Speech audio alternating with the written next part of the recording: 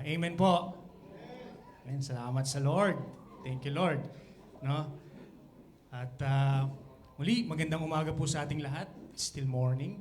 Yan. No, pakibati nga po natin ang bawat isa sa ating kaliwa, sa ating kanan, ng isang magandang umaga. Good morning at ang ating pong mga kasama dyan sa FB. Good morning po sa inyong lahat. Good morning po, good morning. No? Yan. So, tayo po ay tutuloy-tuloy at magsasaliksik, no, ng ating mensahe or message, weekly series message. Yan. Wala pa pala sa akin.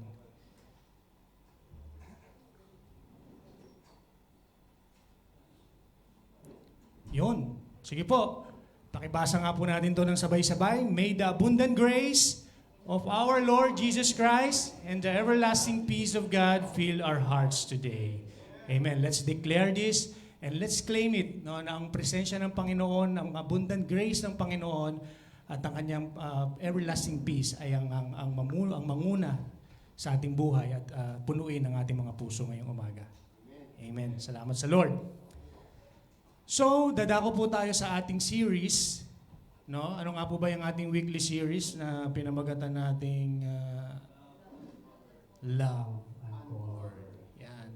So, our weekly message series ay pinamagatang Love Uncovered. Yan. So, most of us are eager to experience the love of God. Are we? No?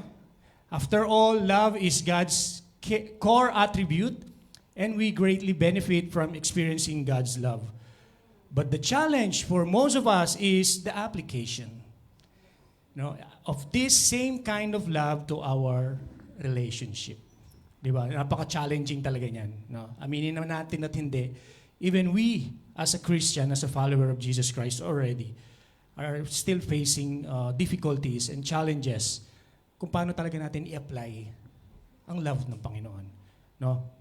So for the past almost 3 months, we tackled, no, ang tunay na pagmamahal ng Panginoon. Amen. May naalala ba kayo kahit isa doon sa mga nagdaan nating messages? Kahit isa lang, kahit nung last week lang. Sige, may extra fried chicken tayo ngayon. May fried chicken ba tayo ngayon? Yeah. Yun. Wala. Pas J, yun. Nandiyan si Pas J sa likod nyo. Siya yung last nag-message.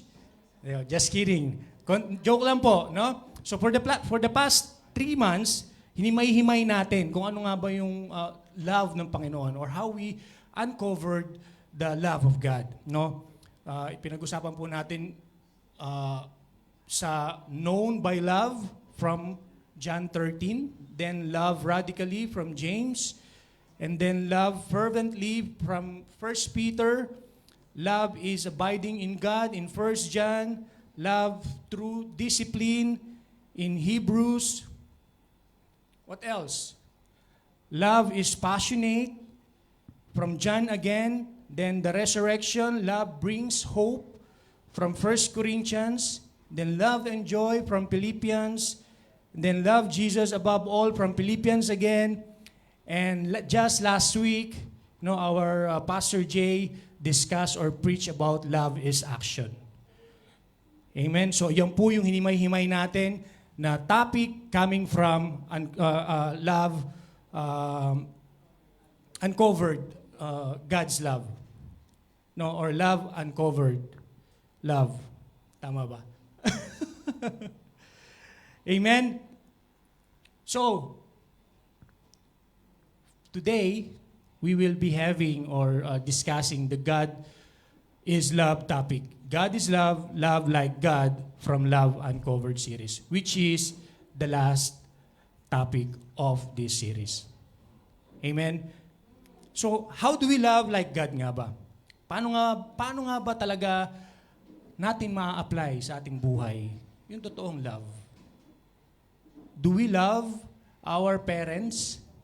Mahal ba natin ang ating mga kapatid, ating mga magulang, ang ating mga anak? How about ibang kamag-anak, ibang kaibigan, outside your family?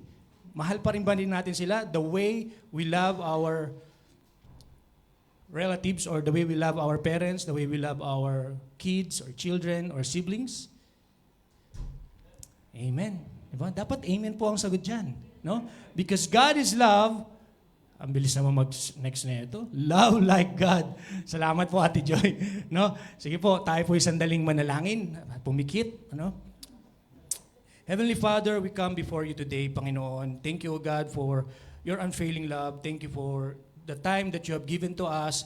Thank you for bringing us, Panginoon, in this place.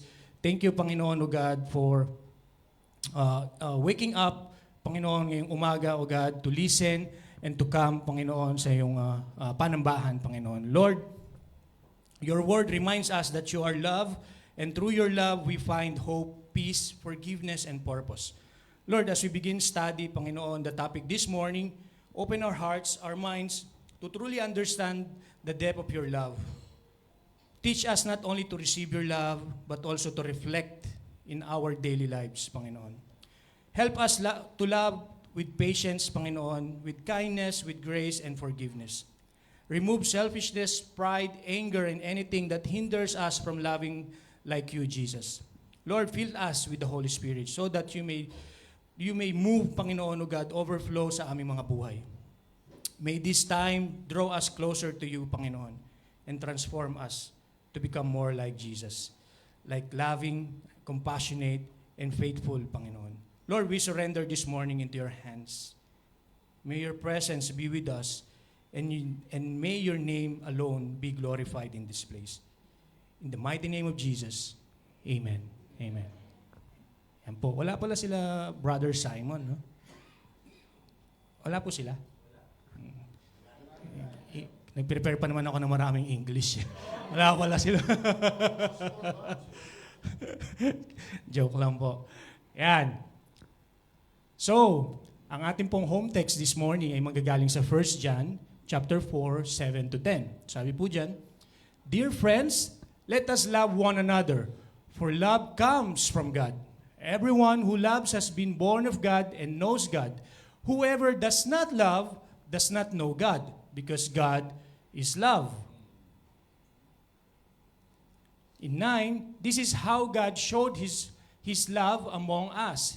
He sent His one and only Son into the world that we might live through Him. This is love. Not that we love God, but that He loved us and sent His Son as an atoning sacrifice for our sins. Amen? Actually, to know God po, no, it means kailangan talaga nating ma-experience ang love ng Panginoon first hand. No, kailangan natin maramdaman, kailangan nating ma-experience in order for us to be able to share to others. No, kasi hindi po natin kayang i-share yung love na meron na tayong naramdaman galing sa Lord kung hindi po natin alam kung paano magmahal ng Panginoon. It's not merely knowing at a superficial or intellectual way. God's love is not conflict with His other attributes like His holiness, righteousness, justice, and even His wrath. God's attributes are in perfect harmony, such everything God does is loving, as much as it is just and right. So ang Panginoon po ay mapagmahal, no? At the same time, siya po ay matuwid at makatarungan. On this topic, we will uncover a powerful truth about God's love. Hindi lang siya marunong magmahal, no? Kasi siya po mismo yung pagmamahal. Hindi siya nagmamahal lang, siya yung love, siya yung pagmamahal. Ano po? So we will move to our first point, which is God's love through the ages. So we will have 3 topics, 3 points. Love, God's love through the ages, God's love through His Son, and God's love through you, and me. Amen? So our first point ay God's love through the ages. So based on God who is, His love is consistent whether we look back to Old Testament or in the New Testament or in the Now Testament. Ano po yung Now Testament? Yung now. Yung meron tayo ngayon. No? God's mighty deliverance of His people way back in Israel from 400 years ago or for 400 years of slavery in Egypt is an example of how He showed His love by giving the solution to their slavery. Through Moses, God gave an instruction for the Passover lamb. Sino po nakakaalam ng istorya ng Passover lamb ng mga Israelites at kung saan, bakit nagkaroon ng Passover lamb? Amen? So, let's basahin po natin ulit, no? From Exodus 12:3-7. The lamb was chosen and sacrificed.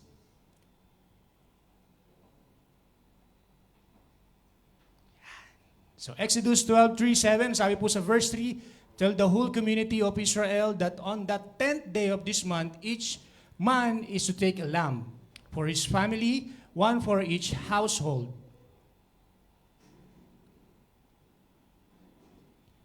If any household is too small for a whole lamb, they must share one with their nearest neighbor, having taken into account the number of people there are. You are to determine the amount of lamb needed in accordance with what each person will eat. The animals you choose must be year-old males without defect, and you may take them from the sheep or the goats. Take care of them until the 14th day of the month, when all the members of the community of Israel must slaughter them at twilight. Yan. In 7, then they are to take some of the blood and put it on the side and tops of the door frames of the houses where they eat the lambs. So ano po ang maaalala natin sa yugtong ito, sa tagpong ito? Inutusan ng Diyos ang bawat pamilya ng Israelites, no, na pumili ng isang lamb or kordero. Walang kapintasan, perfect. At ito ay papatayin nila. Bakit? Ito ang ilalagay nila, yung dugo ng papatay nila, ang ilalagay nila sa kanilang mga pintuan. Bakit po nila kailangan gawin yon? Because in the Old Testament, God was already showing a picture of His love. Kahit nung Old Testament pa, from the beginning, pinakita na ng Panginoon, pinakita na ng Diyos kung ano talaga yung kanyang pagmamahal. Amen? Walang kapintasan ng gusto ng Panginoon. Walang kahit anong bahid ng buhok or that na makakapagsabi na may imperfection, yung kanilang kakatayin or papatayin or iaalay. Ano? At ilalagay ang dugo nito sa kanilang mga pintuan. So, ang kapalit po ng mga ginagawa nila na yon ay ang kanilang kaligtasan. May kailangan mamatay para sila ay mabuhay. Kung naalala niyo po ang yugtong yan na po yung nagpapadala ang Diyos ng mga salot. No? Kaya nagkaroon po ng Passover. No? Hindi sila naligtas dahil mabait ang mga Israelites. Mabait ba sila? Di ba? Hindi nga. Pasaway nga sila eh. Di ba? Pero sila ay naligtas dahil sa dugo na meron dun sa pintuan nila. In Exodus 12:13, the blood that saves sa Israelites, the blood will be a sign for you on the houses where you are. And when I see the blood, I will pass over you. No destructive plague will touch you when I strike Egypt. So kaya sila naligtas dahil po dun sa dugo. Hindi dahil gumagawa sila ng mabuting bagay or dahil sumusunod sila sa Diyos or dahil mabait silang mga pamilya or tao. No? Hindi po. Sila ay naligtas dahil sa pagmamahal ng Diyos sa kanila. And that leads us to God's love provides a way of deliverance. So kahit ano po ang ating kalagayan, kahit nasan tayo, no?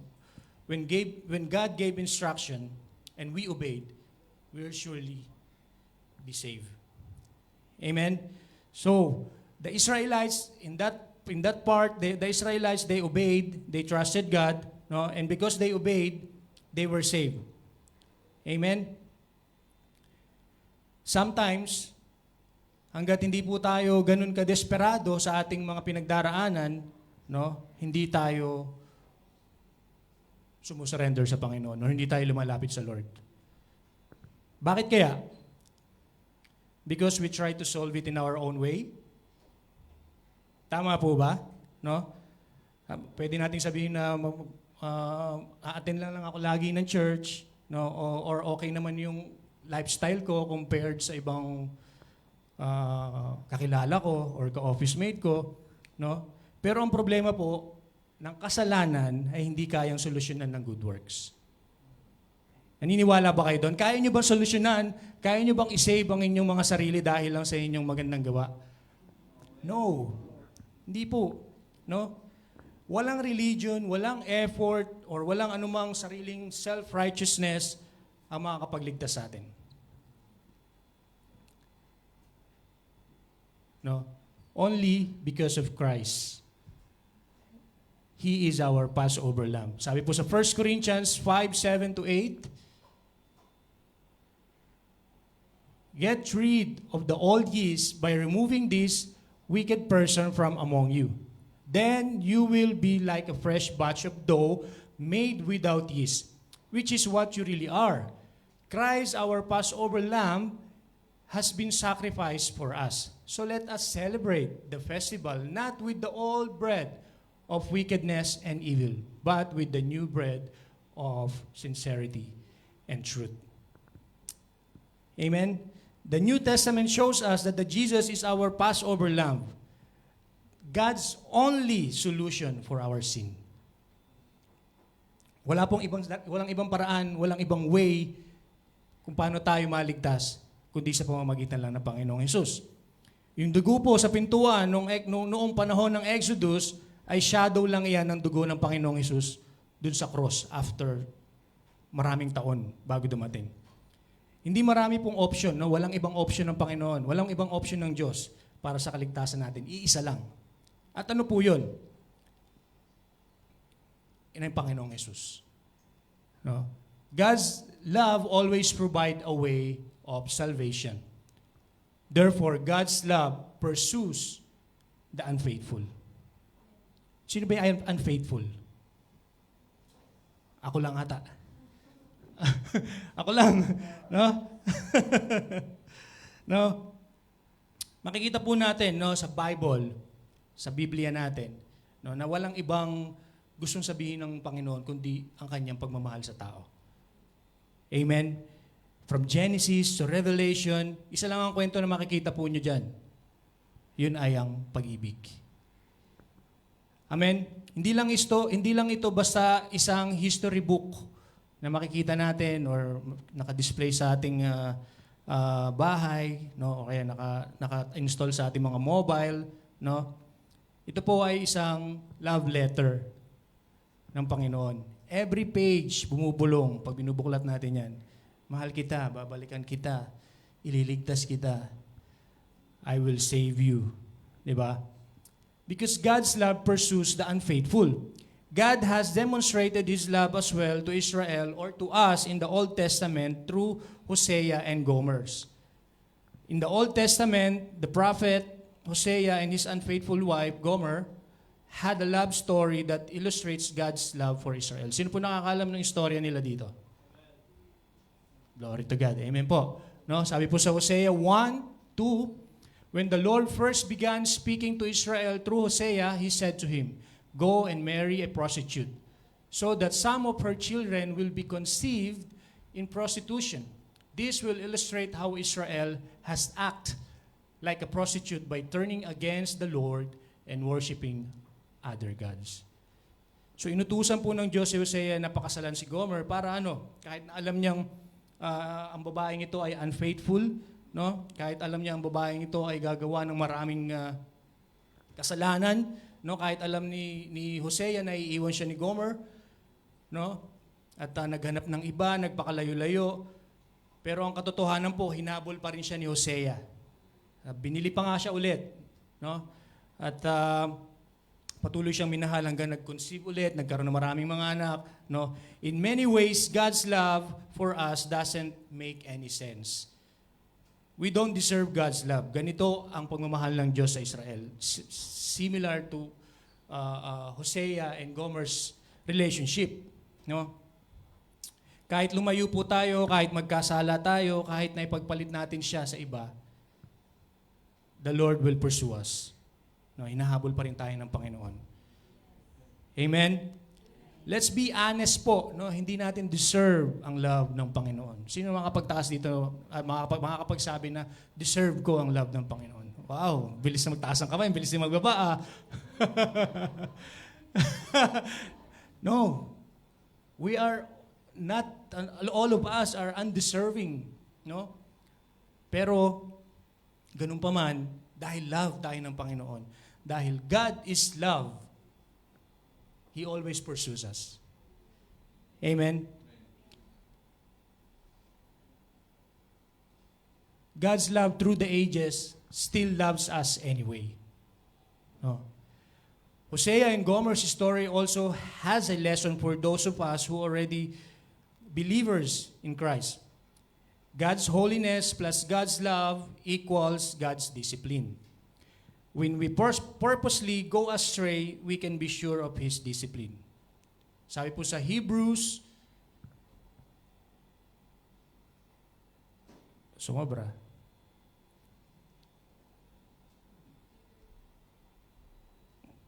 Ay, wala dyan.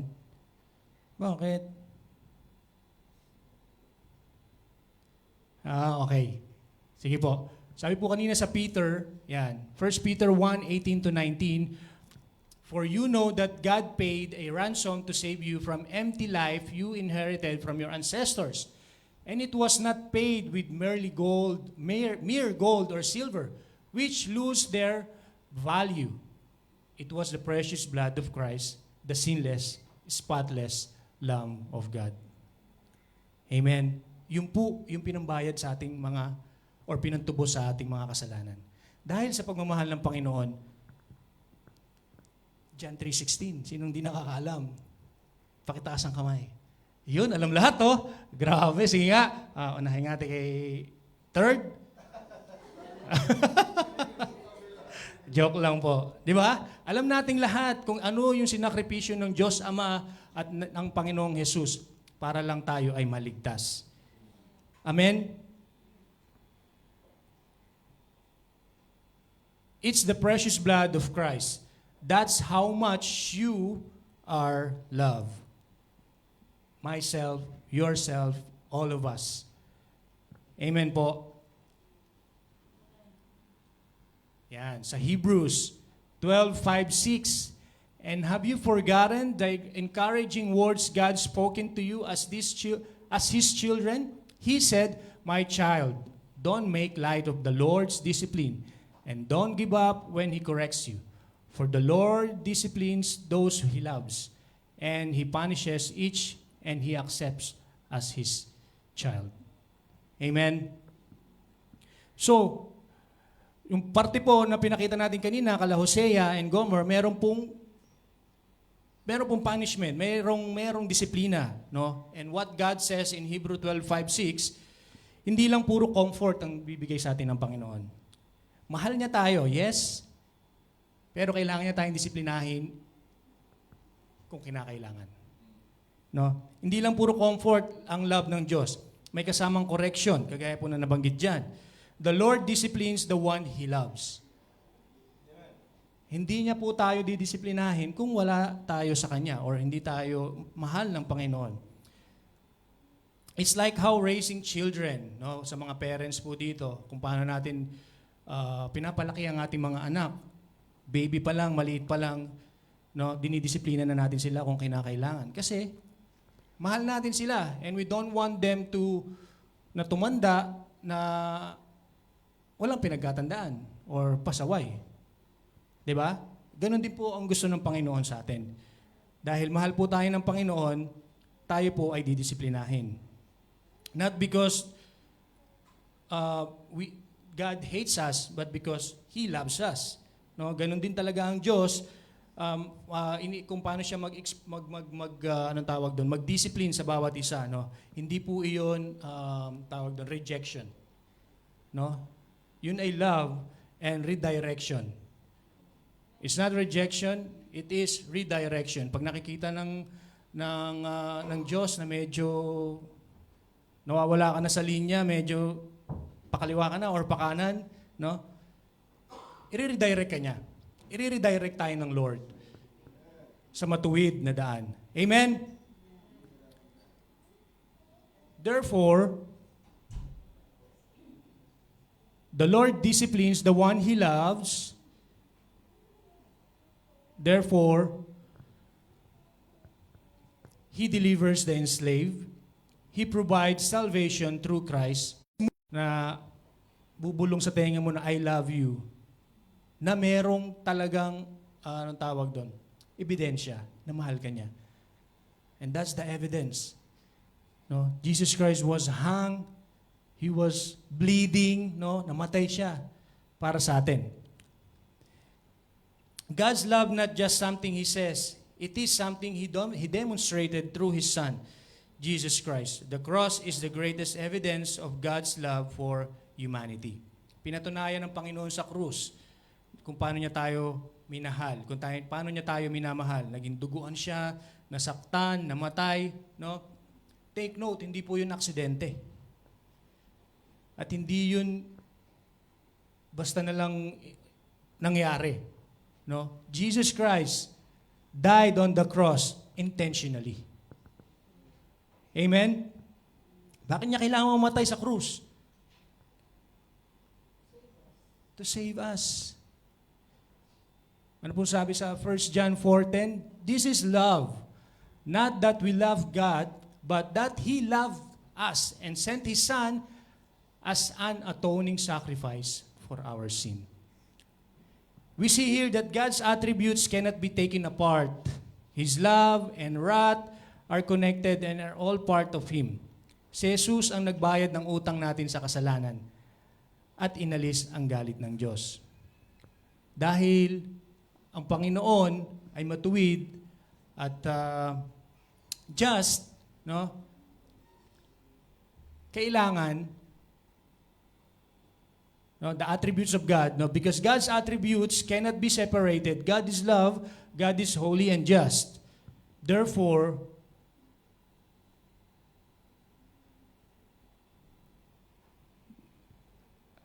at the cross, God's justice and love met in perfect harmony.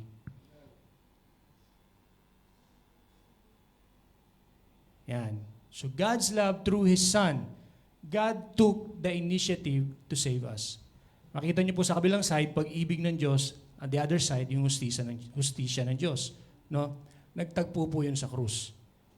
Dahil banal ang Panginoon, kailangan may kaparusahan sa ating mga kasalanan.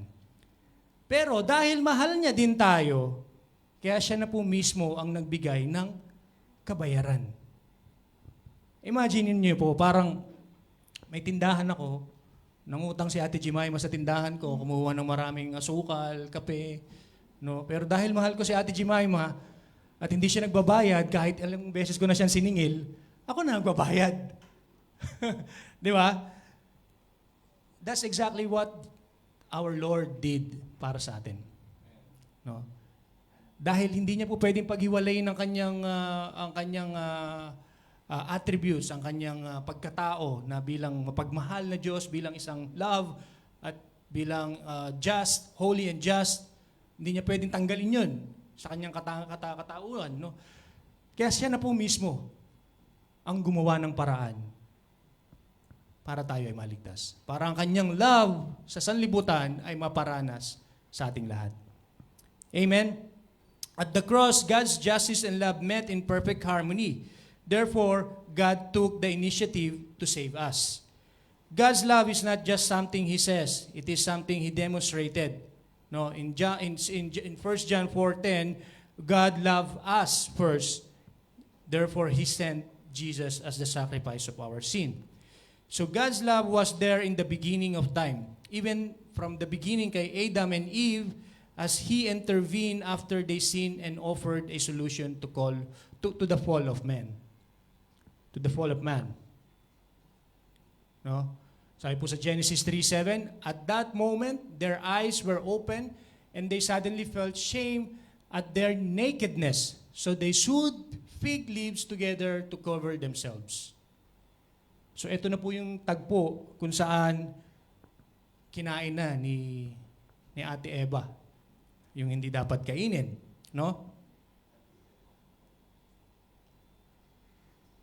Sabi po sa 3:21, and the Lord God made clothing from animal skins for Adam and his wife. So God did not just make the garments and throw it at them. He clothed them himself. God took the initiative to give them the solution. Where did the skin come from? Diyan pa lang, meron na pong sakripisyong ginawa agad. So saan kinuha yung damit na ginawa ng Lord para kay Adam and his wife? From animal skins. So syempre, pag kinuha ka ng balat, hindi pwedeng hindi ka patayin. Di ba? Alam nga naman, balatan ka lang, tapos pakawalan ka na ulit. Balatan ka ng buhay, pakawalan ka na, di ba? So from that moment, diyan pa lang, in the beginning, meron na pong sacrificial love. No? God made the solution. He even initiate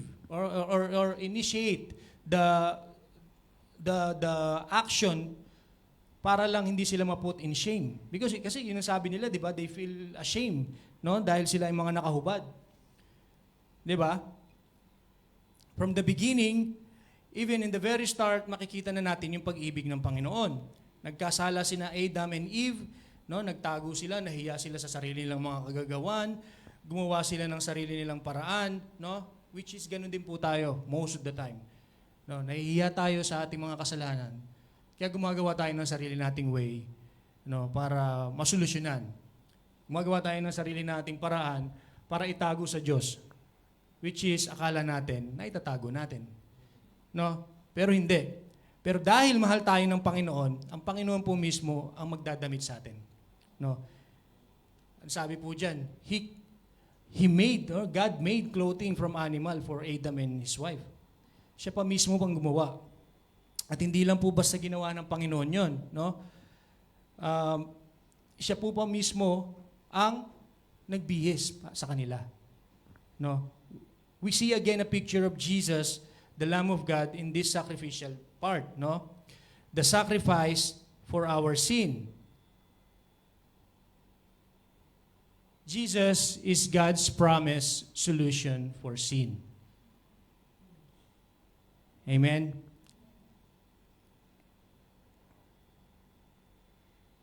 Yan. John 1:29, sabi po dyan, the next day, John saw Jesus coming toward him and said, "Look, the Lamb of God who takes away the sin of the world." It was Jesus Christ.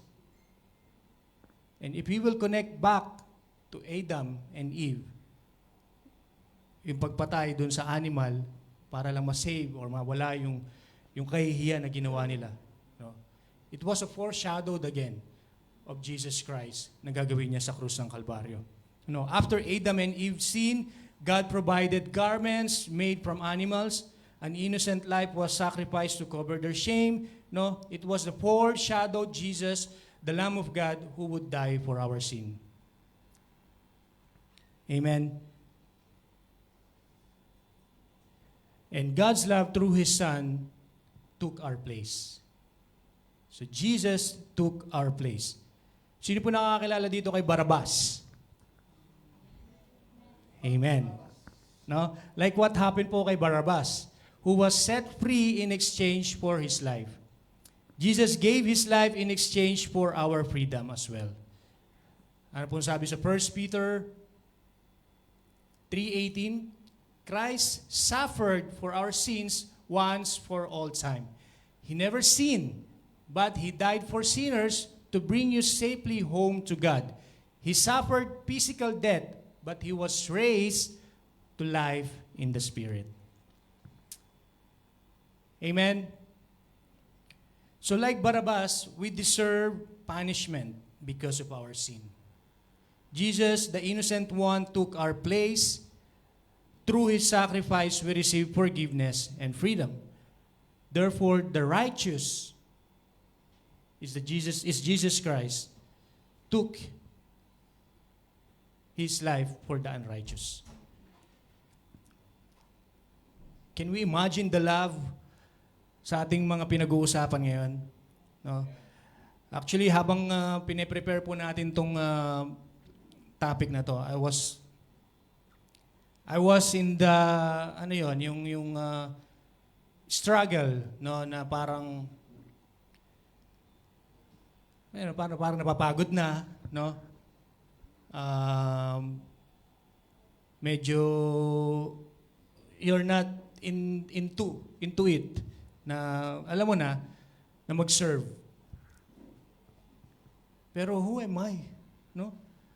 Para tumanggi sa gustong paggawa ng Lord. After mong mabasa lahat ng mga sacrifices, after mong makita kung gaano ka kamahal ng Panginoon, mahihiya na lang po tayo. Nahiya na lang ako. Ako lang pala. Nahiya na lang ako. No? Dahil sa kanyang mga ginawa, dahil sa pagmamahal ng Panginoon, dahil sa kanyang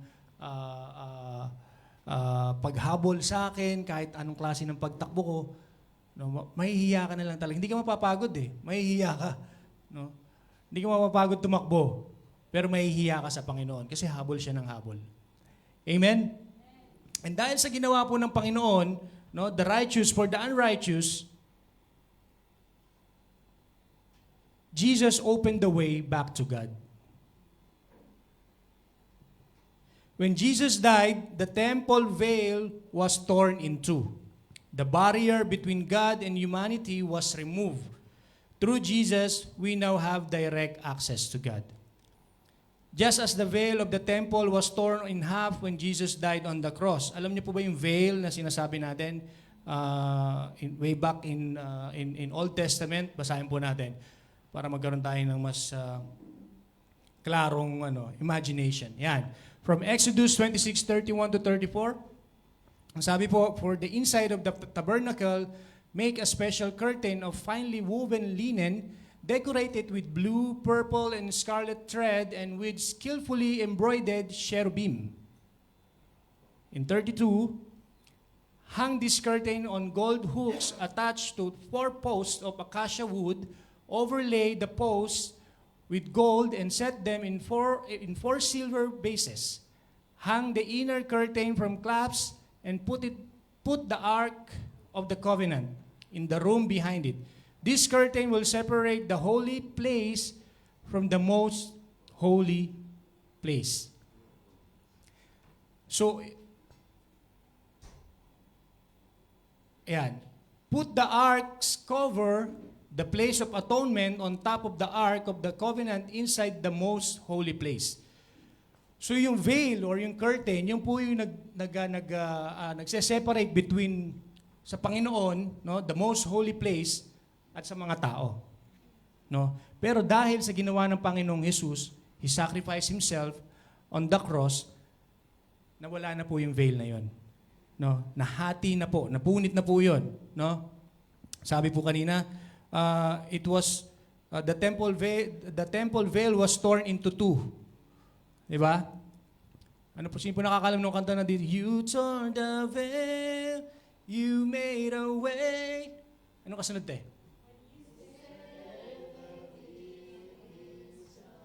Galing ah. Palakpakan nga po natin ng Lord sa inyong mga buhay. Diba? Glory to God. Dahil sa Lord. Dahil sa Panginoong Jesus, nagkaroon po tayo ng direct access. No? Wala na po tayong dadaanan na mga priest, no? Kagaya nung sa Exodus. Ano po? Ano sabi po sa Matthew 27:50-51? Then Jesus shouted again. He released His Spirit. At that moment, the curtain in the sanctuary of the temple was torn in two, from top to bottom. The earth shook, rocks split apart. No? Yan po yung after na ibuga ng Panginoon ang Holy Spirit. At yan na po yung nangyari. Nagkaroon na po ng access. No? Nagkaroon na po ng connection ang mga tao direct sa Panginoon. No? The way the God is now open for us through Jesus or through Jesus Christ.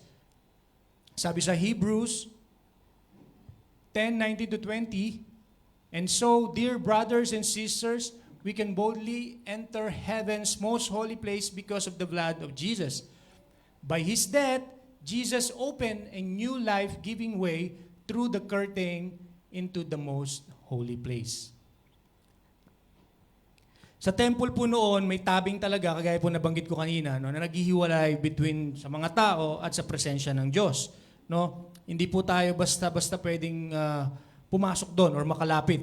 No? Yun ay very limited lamang, no, na access. Pero dahil sa ginawa ng Lord, natanggal na po yung tabing na yun. Amen?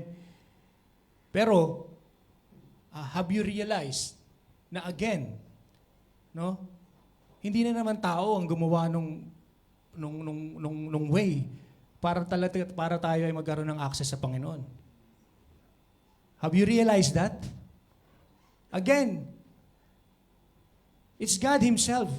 No? Jesus Christ, dahil sa Kanyang ginawa, nagkaroon tayo ng access. So dahil sa pagmamahal ng Panginoon, nagkaroon tayo ng connection sa Diyos. So wala po talaga tayong kayang gawin bilang isang mga tao, bilang mga follower ng Panginoon para ma-access ang Panginoon.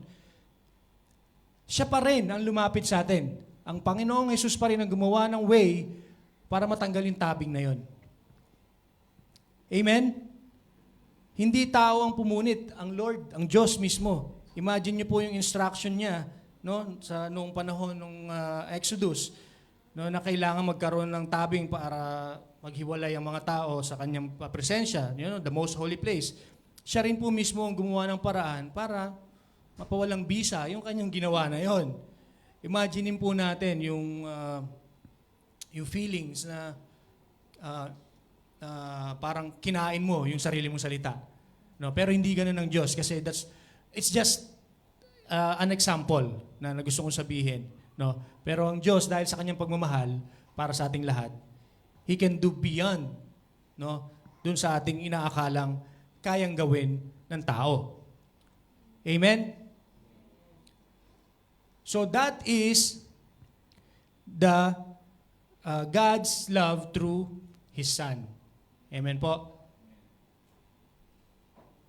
And now, we'll move to our last point, God's love through you, and me. Amen? Pakisabi nga po sa inyo mga katabi, God's love through you and me. Yan. Amen.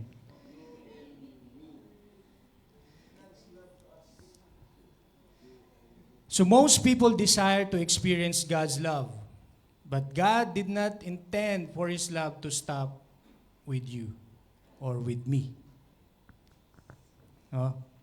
The love we receive from Him should overflow into the lives of others.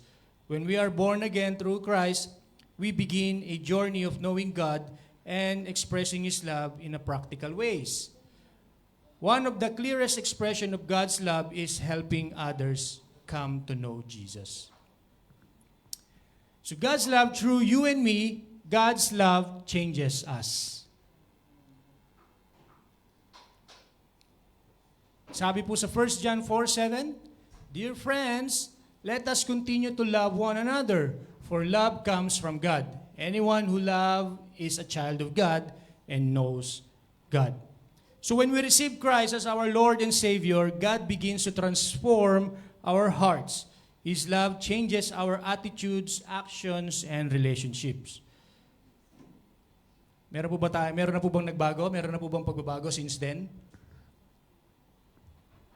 Sige po, wag po tayo lang po nakakalam. Meron na ba? May nagbago na ba? May nagbago na ba sa ating perspective? May nagbago na ba sa ating mga kilos, no? Simula nung tinanggap natin ang Panginoon? Amen, no? Dapat po. Yes, amen. And kung wala pa, mag-amen lang kayo. Declare nyo lang. Amen lang ng amen kahit wala pa. Amen. Amen ang Amen ang sabihin. No? Love is not merely a feeling.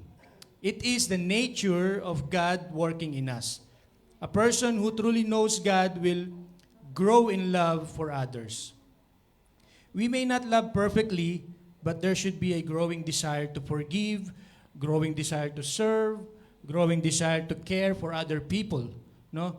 If we continually refuse to love others, it may reveal that we do not truly know God as we claim. No? No, sinasabi natin na we are follower of Jesus Christ. We are a Christian, no? Pero baka hindi nakikita yung love ng Panginoon sa mga actions natin. 'Di ba? So, God's love through you and me. Sa atin po mismo manggagaling ang pagmamahal ng Panginoon. We can ask ourselves, no? Does my life reflect the love of Christ? No? Sige nga po, pakiulit nga po. Pakitanong na lang po, huwag natin tanongin yung sarili natin. Tanongin natin mga katabi natin. Does your life reflect the love of Christ?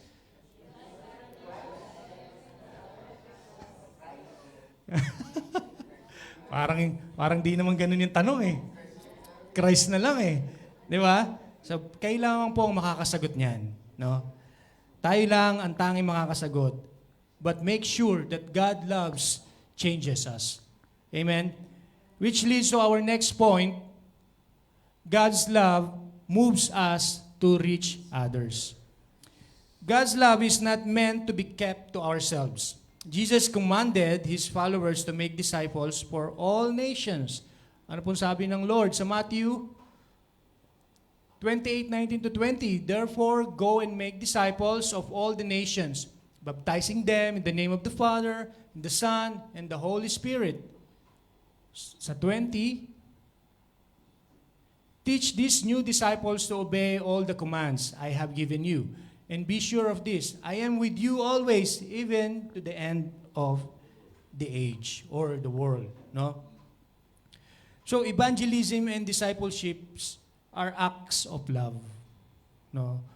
The greatest gift we can give someone is the opportunity to know God. Dahil mahal tayo ng Panginoon, through us, may experience ang ibang tao yung pagmamahal na hindi pa nakakakilala sa Lord. No? So church ministries are important, but they should support the mission of making disciples.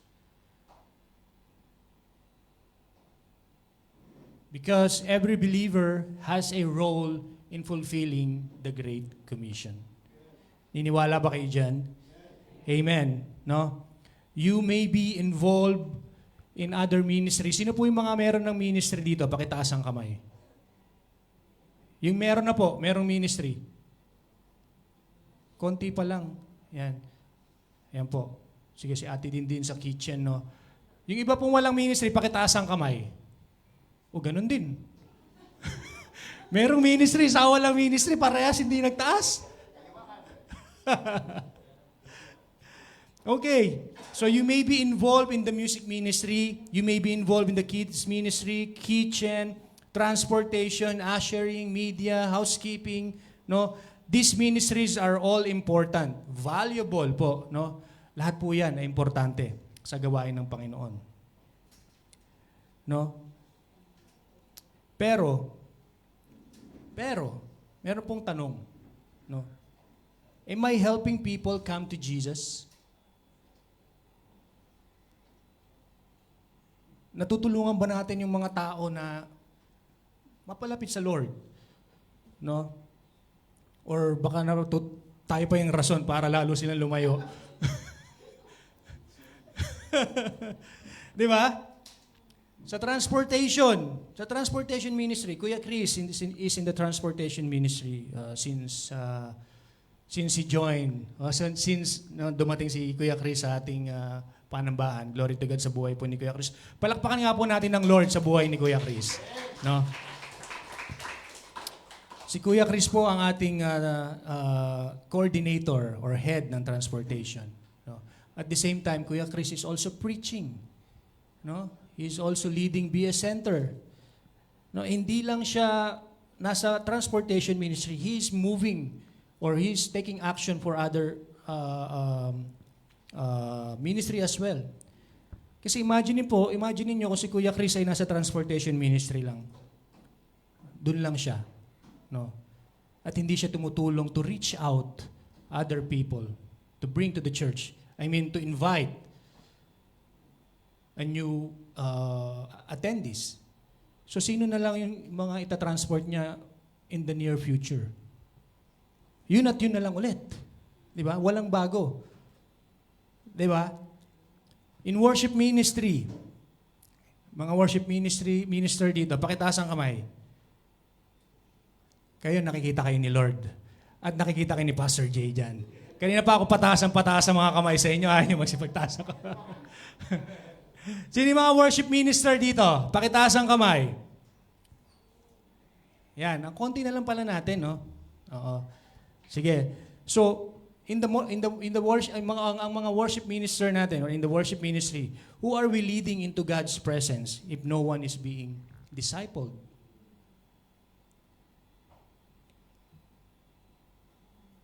Wala na. Di ba? In children's ministry, who are we teaching if we are not reaching families for Christ? Who else? Kitchen ministry. Sino na yung pagluluto natin kung wala nang umaattend dito? Amen. So what I'm saying, no? Don't get me wrong po, no? The ministries that you are yung ginagawa po nating mga ministeryo ngayon ay very important. And it really pleases the Lord na makita po tayo. No? Na gumagawa at kumikilos sa ating mga kanya-kanyang ministeryo. But the goal is not simply to maintain ministries, but to participate in God's mission. So wag po tayong magkaroon ng kakontentuhan na nandun lang tayo sa ministry na 'yon. No? Let's engage ourselves to help, no, to reach out, no, to fulfill God's mission or fulfill God's commandment. Yung binasa po natin kanina sa Matthew 18:20, no? Go and make disciples. Amen. So the goal is not simply to maintain ministries but to participate in God's mission. Para lang pong imagine natin yung mga magagandang ospital, mga magagandang doktor, magagaling na doktor. Magagaling na doktor, mga maraming nurses na magagaling, no? Maraming magagandang equipment, high-tech. Pero wala namang dinadalang mga pasyente or walang mga pasyente na pumupunta. Is the hospital doing his purpose or fulfilling the purpose of being hospital or to be an hospital? Di ba hindi? No? Hindi po nagkakaroon ng fulfillment. No? Hindi ka magkakaroon ng ROI, no? Sa may mga may-ari ng hospital dito. Di ba? Likewise, the church exists not only to serve believers but also to reach those who still need Christ. The church exists not only to serve the believers, hindi lang tayong nandito nasa loob na, no? But also to reach out doon sa mga kilala natin na hindi pa nakakakilala sa Lord. Amen po? Amen po? Amen. That is the love of God through you and me. No, let's ask ourselves, who have I invited to church recently? Sino po makakasagot dyan? Okay. Next question. Who am I praying for and sharing Christ with? Amen. Salamat sa Lord. Am I intentionally helping someone grow in their faith? Amen. Salamat sa Lord. Because hindi po mararanasan ng ibang tao ang pagmamahal ng Panginoon, kundi dahil din sa atin. Ngayon, kung hindi tayo kikilos bilang isang Kristiyano, they will never experience the love of God. Amen po? God's love through you and me because Jesus gave His best for us. Amen po? The greatest demonstration of love is the sacrifice of Jesus Christ on the cross. Ano po sabi sa Romans 5:8? But God showed His great love for us by sending Christ to die for us while we were still sinners. Habang tayo ay makasalanan pa rin, no, pinadala ng Diyos Ama ang kanyang bugtong na anak para tayo ay maligtas dahil sa kanyang pagmamahal. Amen po. So Jesus did not give, or the Lord God did not desire, no? Let's pray na magkaroon po tayo ng ating quiet time, no, with the Lord, no? So many believers, no, many followers are asking, what more can I do for Jesus? Ano pa ba yung pwede kong gawin para sa Panginoon? Natatanong po ba natin yan? No? Amen. But a better question may be, have I truly given Him my best? No? Kasi pwedeng gumagawa lang tayo out of, no, being nautusan or dahil napipilitan ka lang, no? Baka nandito tayo sa church ngayon dahil naobliga lang tayo. Baka nanundo si Kuya Angel kasi nautusan. Di ba? O baka sinipag, o baka nagluto si Ate Dindin kasi wala nang ibang magluluto. Di ba? Or baka nag-song lead si Ate Jo kanina kasi pinilit ko lang po siya.